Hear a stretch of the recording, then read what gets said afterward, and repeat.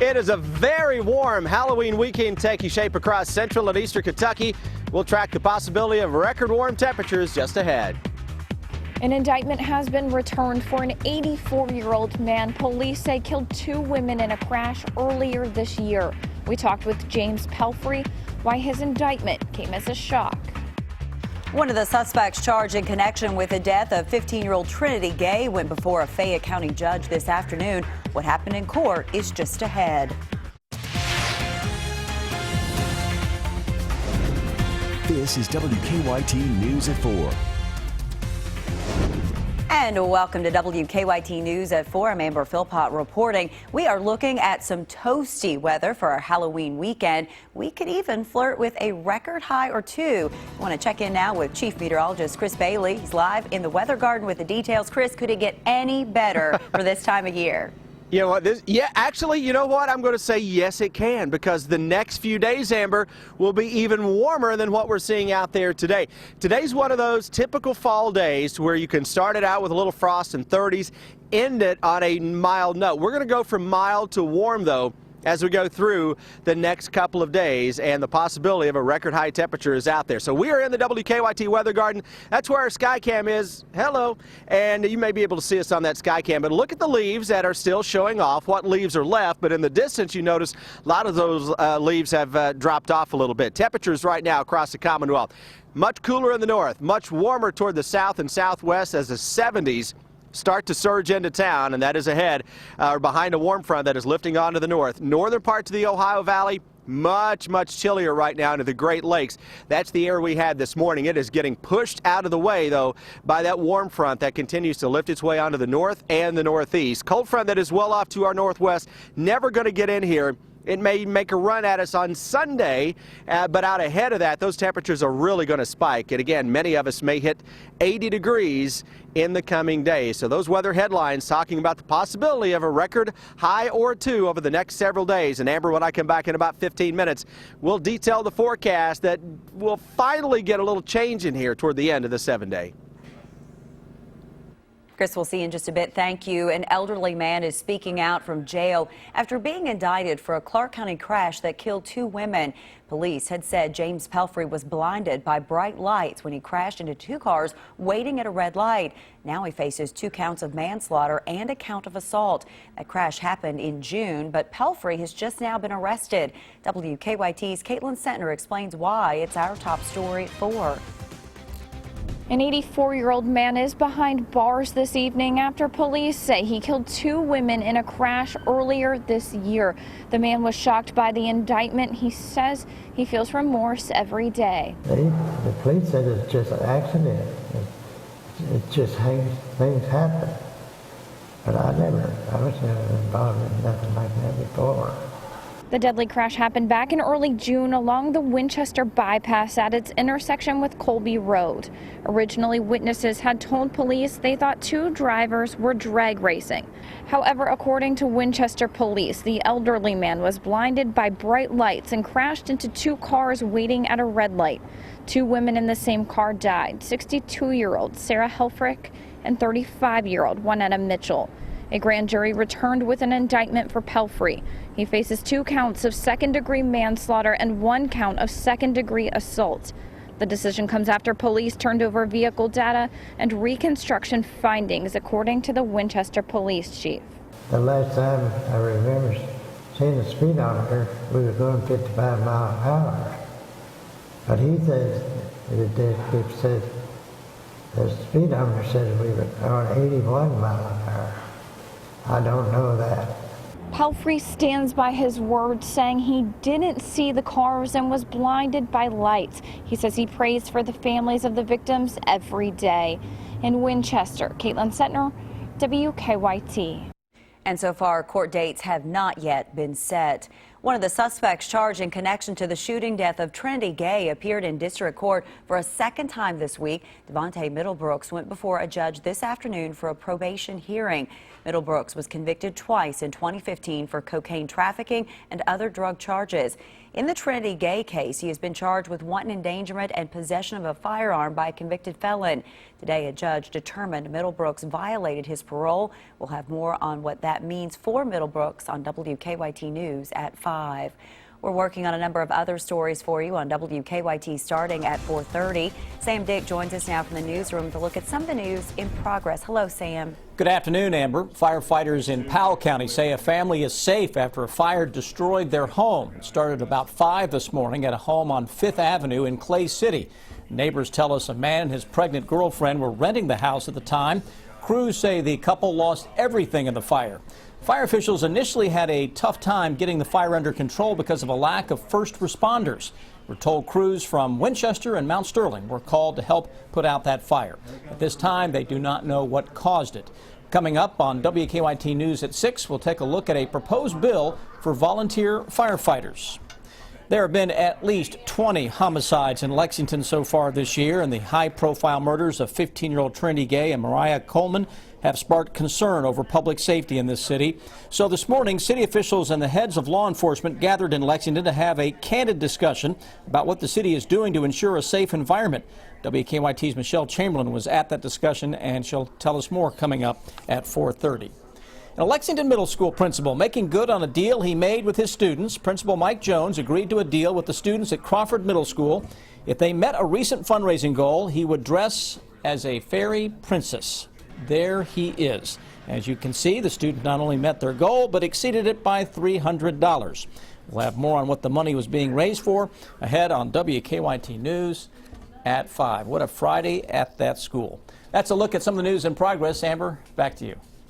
Sam, thank you. Now to some stories making headlines across the nation at 4. Just 11 days until Election Day, and there's a major development in the race for president. The FBI director today announcing the Bureau is reviewing its probe into Hillary Clinton's personal server after finding new emails in a separate investigation involving Congressman Anthony Weiner. Mary Maloney has this report. Hillary Clinton has been leading Donald Trump in almost all national polls, but she got some bad news Friday when FBI Director James Comey announced the Bureau is reviewing its investigation into her personal email server. Comey said in a letter to members of Congress, quote, "In connection with an unrelated case, the FBI has learned of the existence of emails that appear pertinent to the investigation. And although the FBI cannot yet assess whether or not this material may be significant, and I cannot predict how long it will take us to complete this additional work, I believe it is important to update your committees about our efforts in light of my previous testimony." They are reopening the case into her criminal and illegal conduct that threatens the security of the United States. As he begins a 3-state Friday campaign blitz through Iowa, New Hampshire, and Maine, Trump immediately jumped on the issue. Hillary Clinton's corruption is on a scale we have never seen before. It's been a good week for Trump's team, gaining ground on Clinton in Nevada and the crucial state of Florida. The latest Bloomberg poll now shows Trump with a 2-point lead in the Sunshine State. And while that's still within the margin of error, it's significant because polling done earlier in the month showed Clinton ahead. Meanwhile, Clinton is campaigning in Iowa Friday and has not yet responded to the new development. I'm Mary Maloney reporting. The NTSB is investigating what caused a plane carrying Republican vice presidential nominee Mike Pence to skid off the runway at New York's LaGuardia Airport. The accident happened last night as the aircraft was landing in heavy rain. Port Authority officials say the aircraft overshot the runway after a hard landing.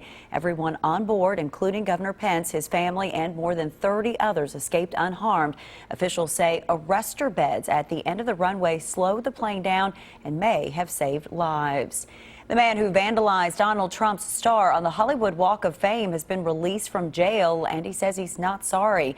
James Otis, the heir to the Otis Elevator and Listerine fortunes, was caught on video destroying the star. Police arrested him on a charge of felony vandalism. Otis says he wanted to auction off the brass pieces and donate the money to the women accusing Trump of sexual misconduct. He said he was upset, angry, and frustrated with Trump. Otis has been ordered to return the damaged pieces from the star to the Walk of Fame. The old car boot gets a new look. Coming up in Money Watch, why authorities are testing this new device. And Starbucks released their frightful Frappuccino just in time for Halloween.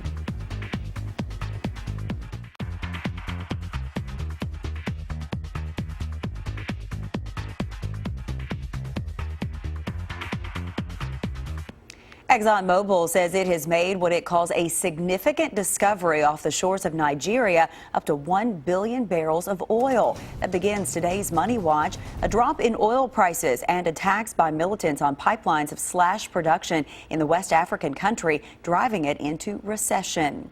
Starbucks is getting spooky for Halloween. The Frappula is back. The frozen drink is mixed with white chocolate sauce, milk, and mocha. It's topped with strawberry puree to look like what else? Blood. The Dracula-inspired drink is only here, though, until Monday for Halloween. People who don't pay parking tickets might get one of those metal boots on their car. Well, now cities are trying a new device designed to be easier for the authorities putting it on and for the motorists who take it off. Marley Hall reports. This is how the city of Allentown, Pennsylvania usually punishes drivers who don't pay their parking tickets with a boot, making the car impossible to drive until the tickets are paid. So this is the traditional boot. Yes.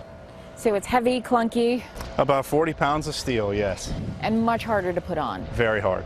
But now John Haney with the Parking Authority is trying something new. It's called the Barnacle. Much lighter than a boot, it blocks the windshield so the driver can't see. A few pumps activates the huge suction cups. And this is stuck on pretty tight. It's not going anywhere. Yeah, this is... Kevin Doherty helped develop the device. He says in the past, drivers with a boot would have to pay off their bills, then wait for the authorities to take it off. The Barnacle is designed so the driver can immediately call the parking authority, pay the tickets with a credit card over the phone, and then they get a code. They receive the code, put it in, releases the suction, or they fold it back up, put it in their trunk or back seat, and then they have 24 hours to return it to a predetermined drop-off location. Doherty says the device cannot be taken off with a crowbar.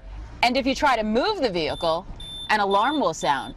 And it has GPS technology, so authorities can track it down if a driver doesn't return it. We want to improve the whole process for everyone involved. Allentown is testing the Barnacle and will decide next year if they want to keep them. The Barnacle is far easier. He says easier for parking enforcers and less of a headache for drivers. Marley Hall, CBS News, Allentown, Pennsylvania. The Barnacle costs about $600 each and is also being tested in Fort Lauderdale, Florida. The company expects to roll it out in more cities in the coming months.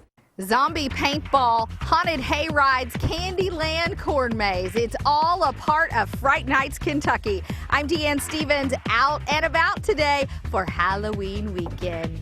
Boo. Nothing scary about the Halloween weekend forecast. We're talking about the potential for record high numbers. When I come back in just a moment, stay with us. Now, your hour-by-hour forecast with Chief Meteorologist Chris Bailey. Happy Friday to one and all. You know what? On a gorgeous weather day like this, it's hard to stay inside, so therefore I'm outside in our WKYT Weather Garden. Fantastic Halloween weekend that may give us temperatures close to record highs into much of central and eastern Kentucky. Our day started out with a little touch of frost in some of the valleys of central Kentucky. Here's the live sky cam of where we are as of now, and not sure if you can see us, but we're waving at you. Yeah, you can see us. All right, we are dealing with some sun out here, a little high cloud cover beginning to stream on in from the northwest, and that's a sign of that really warm air that is surging in ahead of a warm front. We look at our temperatures across the region now. You can see where the warm front is, can't you? 60s in the north, 70s south and west of the Lexington metro, especially with those readings that are already into the mid and upper 70s across western Kentucky. That's what you're going to get in on as we go through the day tomorrow. Defender radar network, forget about it. outside of a little high cloud cover, you got nothing showing up locally across central and eastern Kentucky. And that view is pretty much going to stay the same right on into the day tomorrow as we have that warm front that is draped right across the Bluegrass State now. That's the dividing line between the chilly air of this morning and the mild air this afternoon, and then the downright warm air that is coming up as we go into the day tomorrow. Heading out to a high school football game tonight, I don't think too many coaches, players, or fans can complain about this season. It has been an absolutely gorgeous fall for football in the Bluegrass State. Those Friday evening games have had excellent weather. You've got it again tonight as temperatures pretty much stay in the 60s at kickoff and dropping into the mid-50s as we go into the end of some of those games. Farther south, by the way, that you go, you'll stay in the 60s for the entire game. Let's go hour by hour. Let's go through the weekend, shall we? We go into the day tomorrow after a very nice evening. Look at the temperatures in the morning, 50s. Could be a touch of valley fog. Tomorrow afternoon, those temperatures will surge to 75 to 80 degrees. You may hit 80, 81 where you live. Out and about tomorrow evening, decent drop-off in temperature, still 60s for a Saturday evening on the town. We'll wind up into the mid and upper 50s to begin Sunday. You're hour by hour into Sunday afternoon. A little change here. Notice what happens to the north. That's a little band of some showers with a cold front that is going to try to make a run at us, especially in the northern, northeastern parts of the area. So that gives us a small chance for a shower during that time. Most of the area, though, should stay on the dry side with temperatures that will be, again, 75 to 80. Much warmer to the south than in the north on Sunday, and that may knock the numbers down just a smidge for Halloween. All right, so instead of a 78 or 79, you may only wind up with a 76 or 77.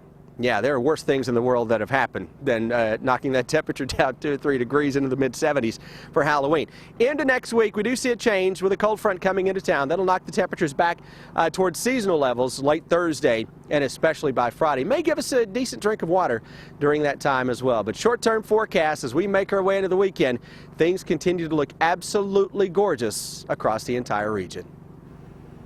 Chris, it is gorgeous. Thank you. It is Halloween weekend. Time for some spooky fun. Our Deanne Stevens is out and about today, joining us from Fright Nights, Kentucky, where all kinds of haunted entertainment is happening. Hi, Deanne.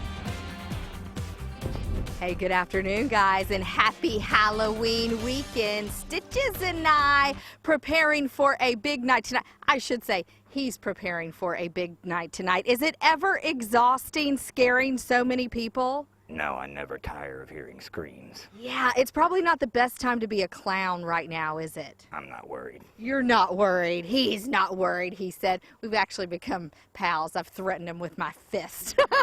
Michelle is with us, part of this whole Fright Nights Kentucky, and you guys have quite the operation here. Tell us about it. This is the farm, Walker Farms. We've got zombie paintball over there. We load you up in the back of a trailer or behind a military deuce, and we pull you through the track, and our zombies try to get onto the trailer with you and try to attack you.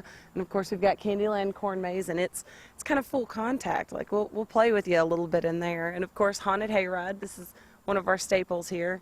Load you up onto the hayride behind some tractors and pull you through a huge trail that goes all, back into the property. You never know who's going to be where or come out of what house around here, or who's going to be creeping around your neck or your shoulder like Stitches has been doing. You all have done this for a few years now, and it seems like each year it gets bigger and better. You continue to add to the attractions? Oh, definitely. We try to get bigger, better, have a better show, and more, cinema quality every single year. We just grow and grow and grow. It's phenomenal. What is the attraction of this? For somebody who doesn't do a lot of haunted houses or doesn't really like to be scared, what is the attraction? So many people show up for this. Zombie paintball seems to be the one that pulls in the most people. You've got a lot of the gamers out there that want to shoot zombies, and then they get out here and they see Haunted Hayride and Candyland. You just can't turn it down. It's just a fun night overall. So how does it work? Because can they get just one ticket for one attraction or a ticket for all of them? We've consolidated down to a general admission this year of $29.75, and that gets you into all 3 trails. It saves you a bundle on it, and it's totally worth it.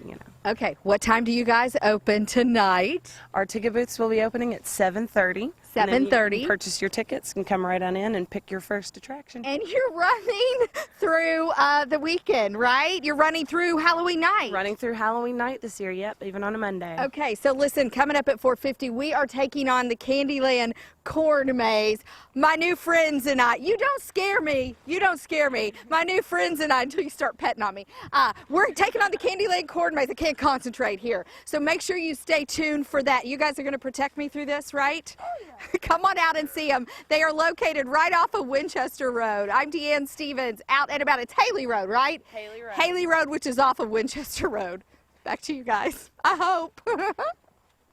We think we'll see you later, Deanne. A new medical step that men can take to help prevent women from getting pregnant that's coming up in Better Living. And research indicates some commonly prescribed medications might not be helping as much as we think.